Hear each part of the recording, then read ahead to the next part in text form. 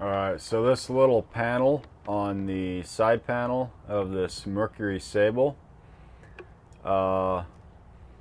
kept popping out because the attachment points that were melted together from the factory were no longer connected. I don't know if somebody tried to pull that panel out in the past, but if you just pushed it back in, within a day or two, it would just pop right back out.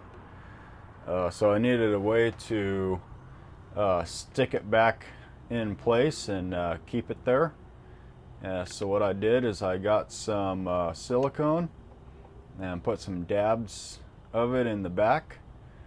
I figured that would be a pretty good holding mechanism, and then I decided to put a bead of silicone around the edge to connect it to the other pieces of the panel, and then I pressed it on in there and wiped up the excess silicone.